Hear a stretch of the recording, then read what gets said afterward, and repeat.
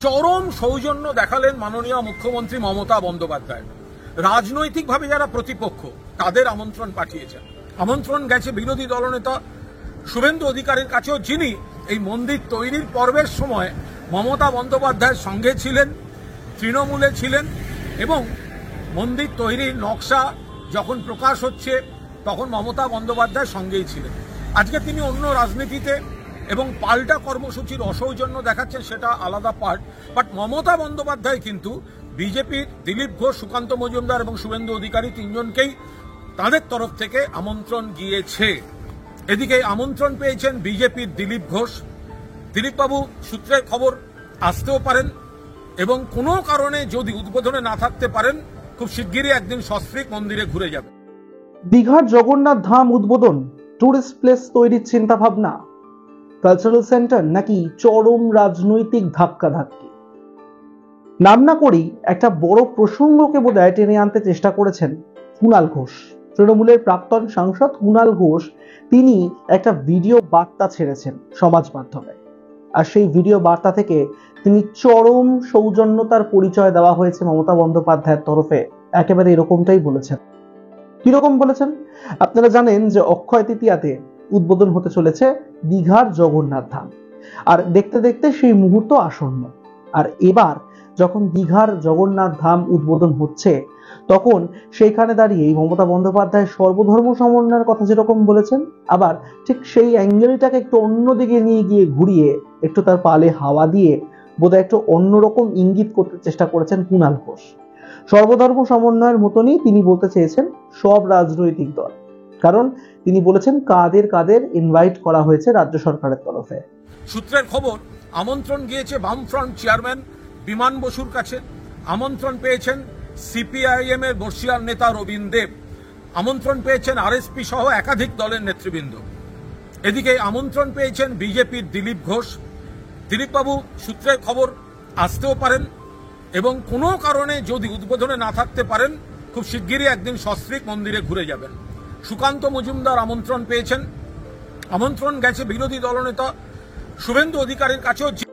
আর এই প্রসঙ্গটাকে সামনে এনেই কুণাল ঘোষ বোধহয় এইটা বলতে চেষ্টা করেছেন যে একদিকে যেরকম রাজ্য সরকারের এবং বর্তমানে বিভিন্ন বিশিষ্ট জনেদের যেরকম উদ্বোধনী অনুষ্ঠানে আমন্ত্রণ জানানো হয়েছে, ঠিক তেমন ভাবেই বেছে বেছে বিরোধীদেরকেও আমন্ত্রণ জানানো হয়েছে সিনিয়র লেভেলে। এবার আপনারা বলতে পারেন এটা তো সৌজন্যতা, এটা তো একটা কর্তব্য, কিন্তু কোথাও গিয়ে এরকমটাও মিন হতে পারে যে একেবারে রাজনৈতিক ধাক্কাধাক্কির পরিচয় দেওয়া হচ্ছে। তিনি আজকে যেখানে রয়েছেন, মানে মমতা বন্দ্যোপাধ্যায় রাজ্যের মুখ্যমন্ত্রী হয়ে যে সকল কাজকর্মগুলো করছেন, আর সেই কাজকর্মের মধ্যে কিছু কিছু বিষয় রয়েছে যেগুলো অত্যন্ত প্রচারের আলোতে আসে। তার মধ্যে এই দীঘার জগন্নাথ ধাম হচ্ছে অন্যতম। আর সেখানেই বামেদের বিমান বসুকে যেরকম আমন্ত্রণ করা হয়েছে, রবীন্দ্র দেবের কাছে গিয়েছে আমন্ত্রণ পত্র, আবার রবীন্দ্র দেবের সঙ্গে সঙ্গে গিয়েছে শুভেন্দু অধিকারীর কাছেও আমন্ত্রণ পত্র, আবার দিলীপ ঘোষও রয়েছেন সেই তালিকায়। এবার দিলীপ ঘোষ আসবেন কি আসবেন না, সস্ত্রীক আসবেন নাকি পরে আসবেন, একা আসবেন, সেসব পরের ব্যাপার, কিন্তু আমন্ত্রণ জানানো হয়েছে। বাম এবং বিজেপি যে দুই প্রধান বিরোধী দল বাংলায় রয়েছে, সেই প্রত্যেকটি দলেরই প্রত্যেকটি সিনিয়র মেম্বারদেরকে কিন্তু এক্ষেত্রে ইনভিটেশন পাঠানো হয়েছে, আর সেটা পরিষ্কার করে বলতে চেয়েছেন কুণাল ঘোষ। আর এর মধ্যে সবচেয়ে উল্লেখযোগ্য বিষয় হচ্ছে শুভেন্দু অধিকারীর কথা।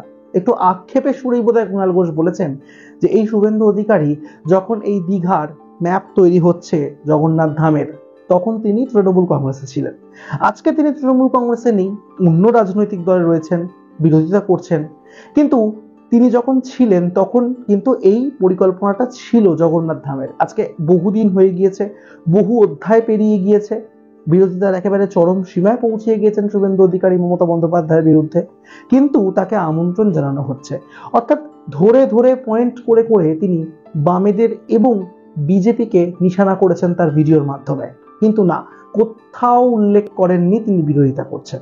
আমন্ত্রণ গেছে বিরোধী দলনেতা শুভেন্দু অধিকারীর কাছেও, যিনি এই মন্দির তৈরির পর্বের সময় মমতা বন্দ্যোপাধ্যায়ের সঙ্গে ছিলেন, তৃণমূলে ছিলেন এবং মন্দির তৈরির নকশা যখন প্রকাশ হচ্ছে তখন মমতা বন্দ্যোপাধ্যায় সঙ্গেই ছিলেন।